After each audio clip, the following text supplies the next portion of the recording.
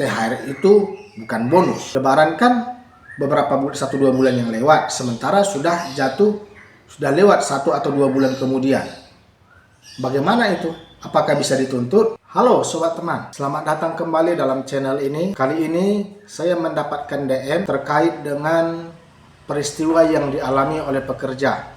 Nah, bagi kalian yang sedang menonton video ini, apabila kalian memiliki masalah atau pertanyaan terkait dengan dunia ketenaga kerjaan dan hubungannya dengan undang-undang tenaga kerja, kalian boleh DM di semua media sosial dari channel ini. Kali ini ada satu DM dari penonton terkait dengan pembayaran THR. Ini di suatu kota, saya tidak sebutkan namanya, perusahaannya, tapi dia katakan dia bekerja sebagai seorang supir CPO. Ya, dia seorang supir di sebuah kota di Indonesia. Dan pembayaran THR-nya itu diberikan seadanya, tidak sesuai dengan undang-undang tenaga kerja yang seharusnya mengharuskan 1 bulan gaji. Lalu begini tanggapan saya, peristiwa ini merupakan secara hukum tidak boleh terjadi, dan fakta hukumnya adalah THR itu 1 bulan gaji. Nah, ini sesuai dengan PP nomor 36 tahun 2021 pasal 79 dan juga Surat Edaran Menteri Tenaga Kerja tahun 2024, di mana THR keagamaan itu wajib hukumnya. Besarannya pun telah ditentukan di sana. Apabila masa kerjanya di atas 12 bulan atau sama dengan 12 bulan, maka itu mendapatkan 1 bulan gaji. Dan kalau masa kerjanya di bawah 12 bulan, itu perhitungannya prorata. Perhitungannya masa kerja dibagi 12 bulan dikali 1 bulan gaji. Jadi di dalam hukum tidak ada itu namanya THR seadanya. Kalau misalnya upah dia 5 juta, maka THR dia adalah 5 juta. Tidak boleh 4 juta, tidak boleh 300.000, 500.000 atau 1 juta. Yang jelas tidak boleh di bawah gaji yang seharusnya. Jadi walaupun dia status pekerjaannya sebagai seorang supir, dia tetap mendapatkan THR dengan catatan asal ada hubungan kerja dan dia digaji oleh perusahaan. Nah, jadi dalam hal ini perusahaan tidak bisa menghindar apapun statusnya, baik dia PKWT atau PKWTT ataupun dia harian lepas, semua tetap mendapatkan THR. Jadi dalam hal ini apa yang bisa dilakukan oleh para pekerja? Nah, pekerja bisa melakukan beberapa langkah ini. Yang pertama, para pekerja harus kompak, kumpulkan teman-teman pekerja yang lain, dan kumpulkan juga setiap bukti, tanggal gajian, slip gaji, dan juga bukti transfer THR yang seadanya tadi. Ya, kemudian kalau ada grup WA, nah ini bisa juga dijadikan sebagai bagian dari bukti tersebut.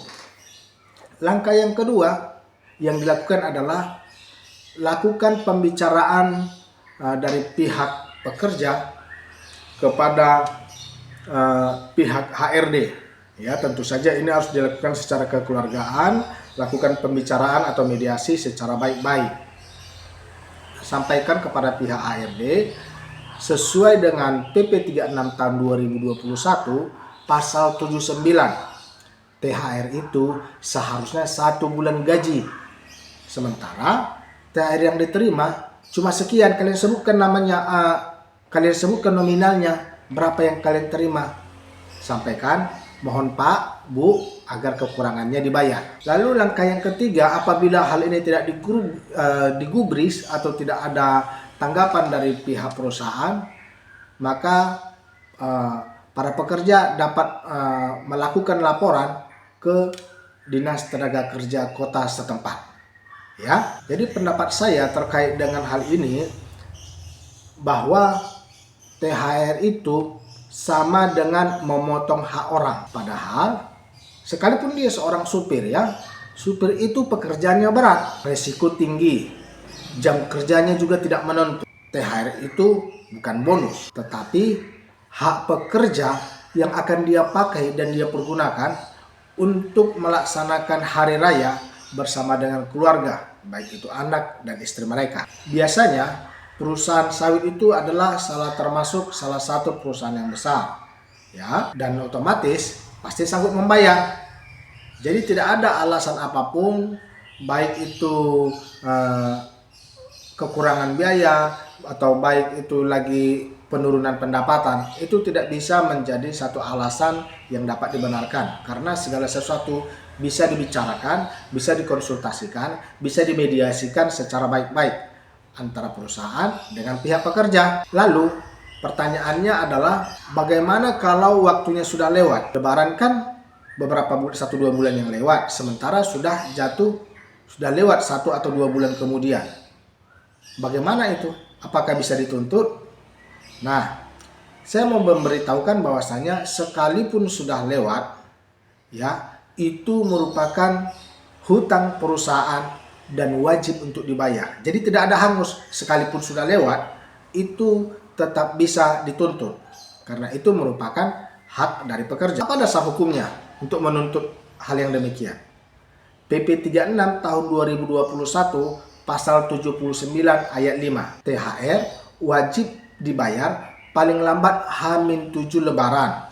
Kalau tidak dibayar, maka itu termasuk dalam sebuah pelanggaran. Undang-Undang Ketenagakerjaan pasal 96, hak atas upah termasuk THR, daluarsanya 2 tahun sejak hak itu timbul.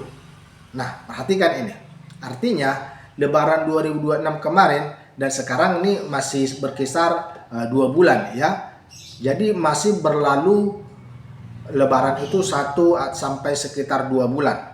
Artinya masih jauh dari 2 tahun. Berarti masih bisa untuk dituntut hak pekerja tersebut 100%. Cuma ada perbedaannya kalau sudah lewat.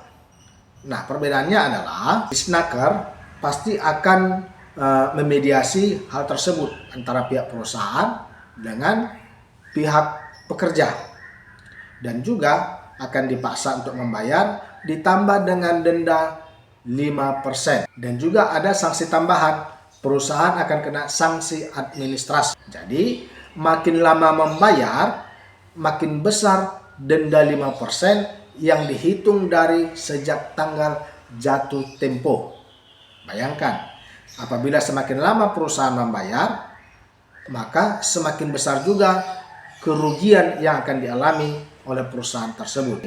Langkah yang harus dilakukan pada saat ini oleh pekerja adalah kirim surat tuntutan kepada pihak ARD.